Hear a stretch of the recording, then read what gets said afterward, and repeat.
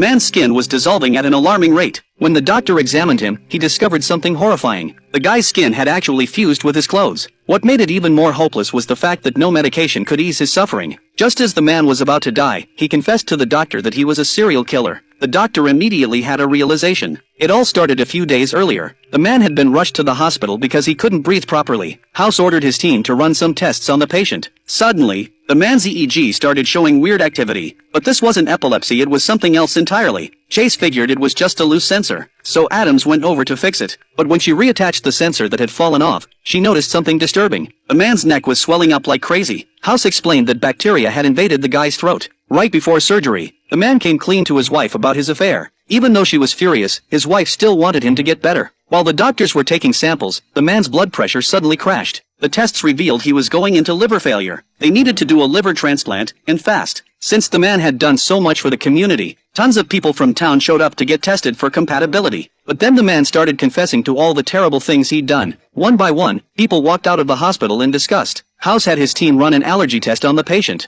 The man suddenly complained that the test site was really painful. When the doctor pulled off the test patch, he couldn't believe what he saw. There were rashes everywhere underneath, and they were spreading like wildfire. When Chase was examining the man, he found an aneurysm in his brain. Chase jokingly lied about losing his shoe. The very next second, the man confessed to stealing it. It turned out the guy had been falsely accusing himself of crimes because of his illness. House immediately started treating the real problem. That's when the man's wife came to his bedside. She told him that the mayor had investigated and found out he never touched the scholarship fund. And all those cars he'd supposedly messed up? They were perfectly fine repairs. His wife needed to know the truth. Had he really cheated on her? The man looked her straight in the eye and swore he'd never been unfaithful. Finally, they made up and everything was okay again.